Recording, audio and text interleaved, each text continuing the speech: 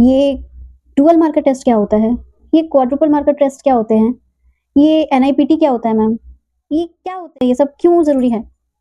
तो ये सारे क्वेश्चंस मुझे मेरे पिछले कुछ वीडियोज़ जो थे, लॉन्ग वीडियोज़, उसमें मुझे पूछे गए थे और टेस्ट रिज़ल्ट क्या आया और उस वो आने में टेस्ट रिज़ल्ट आने में कितना समय लगा? तो चलते हैं गाइज़ इस बारे में बात करने के। तो गाइज़ बहुत लोगों को ये पता नहीं है कि एंटी-एनबी स्कैन क्या है और ये होता क्यों है और ये कब करवाया जाता है। सो बेसिकली इस टेस्ट को एक स्क्रीनिंग टेस्ट ही कहेंगे जो कि अल्ट्रासाउंड के तरह ही होता है। इसमें आपका ये पता चलता है कि बेबी के अराउंड जो फ्लूइड है, आपका जो यूट्रस है उसके अराउंड जो फ्लूइड है, बेबी के अराउंड जो फ्लूइड है, उस वहाँ पे आपके बेबी के नेक के पीछे कोई पानी तो नहीं है और जो कि है न्यूकल ट्रांसलूसेंसी जिसको कहते हैं नेक के पीछे की जो ट्रांसलूसेंसी है वो ज़्यादा नहीं होनी चाहिए, ठीक है? और नेज़ल बोन एनटी-एनबी, एनबी होता है नेज़ल बोन, इसमें बेबी के नोज़ चेक किए जाते हैं जो कि फुल्ली प्रॉपर्ली उस वीक तक बन जाते हैं। 11 टू 14 वीक्स के अराउंड आपके बेबी के नोज़ बन जाते हैं जिस समय ये टेस्ट होता है, ओके? अगर नहीं बना होता है या कुछ भी प्रॉब्लम रहती है तो उसको डाउन सिंड्रोम या फिर क्रोमोसोमल डिफेक्ट माना जाता है, ठीक है? अगर कुछ भी डिफेक्ट आता है उस समय आपका, तो आपके जो गायनेकोलॉजिस्ट है वो आपको तुरंत ही डुअल मार्कर टेस्ट करने के लिए बोलते हैं, ठीक है? तो डुअल मार्कर टेस्ट क्या होता है? डुअल मार्कर टेस्ट होता है कि आपका ब्लड लिया जाएगा और उसको टेस्ट के लिए भेजा जाता है, जिसमें कि पता चलता है कि आपके बेबी को कोई क्रोमोसोमल डिफेक्ट तो नहीं है, कोई डाउन सिंड्रोम के चांसेस तो नहीं है उसको। और ये गाइस रिपोर्ट जो है वो अराउंड 3 टू 4 डेज़ में मैक्सिमम आ ही जाते हैं, ठीक है?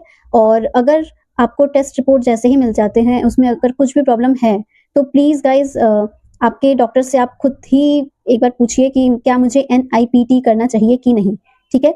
एनआईपीटी क्या होता है? ये एक नॉन इन्वेसिव टेस्ट होती है, ठीक है? प्रीनेटल टेस्ट होती है, जो कि आपको ब्लड ही देना होता है। ये थोड़ा-सा कॉस्टली होता है गाइस, अराउंड 10,000 टू 15,000 के अराउंड इसका कॉस्ट जाता है।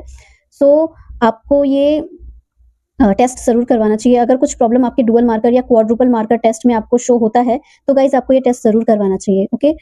सेम डे पे ही अगर आप करवा लेते हो, जिस दिन आपका डुअल मार्कर या फिर क्वाड्रुपल मार्कर टेस्ट का रिज़ल्ट आया, तो सेम डे पे आप अगर अपने डॉक्टर से कंसल्ट करते हो कि क्या मैं एनआईपीटी करवा सकता हूँ या मेरी बीवी करवा सकती है, क्योंकि गाइस ये डुअल मार्कर में फिर भी आपको अगर 60 टू 70% पता चलता है, एनआईपीटी में मोस्टली 90 टू 95% आपका कंफर्म हो जाता है कि हाँ, आपकी बेबी को डाउन सिंड्रोम है या नहीं, या फिर कोई क्रोमोसोमल डिफेक्ट है या नहीं, ठीक है?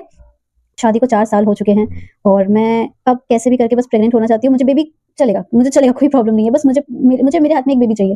आई was so desperate guys. So बात शुरू होती है जब मेरा पहला स्कैन हुआ जिसमें कि हार्ट बीट पता चलती है, तो दैट वाज़ एब्सोल्यूटली नॉर्मल। तो आप भी अगर प्रेग्नेंट होते हो तो 6 वीक्स में आपका एक स्कैन होता है जो कि हार्ट बीट स्कैन होता है। तो ये 6 वीक का स्कैन मेरा कंप्लीट हो गया था। मैं बहुत खुश थी उस समय कि हाँ, फाइनली मैं प्रेग्नेंट हूँ। तो आफ्टर दैट 11 टू 13 वीक्स के अप्रॉक्स आपका एक और टेस्ट होता है जो होता है एंटी-एनबी स्कैन। इस बारे में मुझे बहुत सारे क्वेश्चंस पूछे गए थे मेरे, तो ये अगर पता चल जाता है तो अच्छी, इसमें कि मुझे डर लग रहा था कि हाँ, मेरी बात है कि आपका रेशियो अगर नेगेटिव रहता है 1:10,000 सबसे लो रिस्क पे आता है, जो कि मेरा भी था। मैंने डुअल मार्कर टेस्ट भी करवाया था गाइस और मैंने अपना एनआईपीटी भी करवाया था। डुअल मार्कर टेस्ट मेरा पॉजिटिव था। उसके बाद मैंने इंस्टेंटली ही उसी दिन, जिस दिन मेरा रिजल्ट आया, मैंने उसी दिन एनआईपीटी की करवाई थी। तो उसका रिजल्ट आपको एटलीस्ट आने में 1 मंथ लग जाते हैं, अप्रॉक्स 26 टू 30 डेज लग जाते हैं उसको आने में। अराउंड 1 मंथ आप मान सकते हो, आ जाते हैं टेस्ट रिपोर्ट। तो अगर वो आपका नेगेटिव है तो you can be sure like कि हाँ, मेरे बेबी को कोई दिक्कत नहीं होगी। बट गाइस डिस्क्लेमर ये है कि आप किसी भी टेस्ट को पूरी तरीके से सही या पूरी तरीके से गलत नहीं बता सकते, ओके? प्रॉब्लम ये है कि डॉक्टर्स भी कुछ कंफर्म नहीं बता सकते।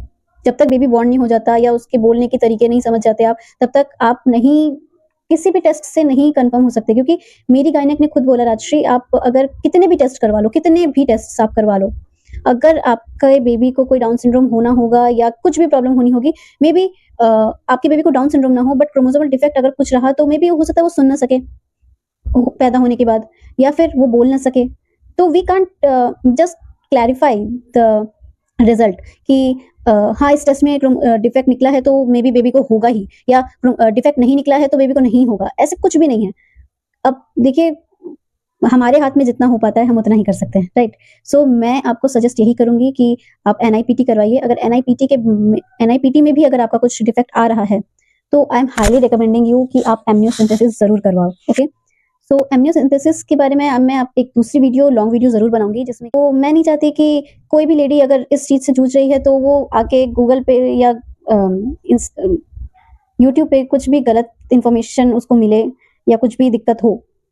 सो अगर बेटर है कि उसको राइट इन्फॉर्मेशन मिले, उन्हें क्या टेस्ट करने हैं, अगर उनको कुछ और डिटेल्स जानने हैं तो आप कमेंट कर सकते हो, मुझे पूछ सकते हो। कमेंट बॉक्स बिल्कुल खुला रहता है आपके लिए, आप मुझे पूछ सकते हो, मैं उसका खुशी खुशी आंसर करूंगी। ओके, तो अभी के लिए इस वीडियो को प्लीज लाइक कर दीजिए और आपका ढेर सारा प्यार मुझे दीजिएगा। इस चैनल को सब्सक्राइब कर दीजिए और इस वीडियो को शेयर भी कर दीजिएगा। Thank you, bye bye, Radhe Radhe, thank you.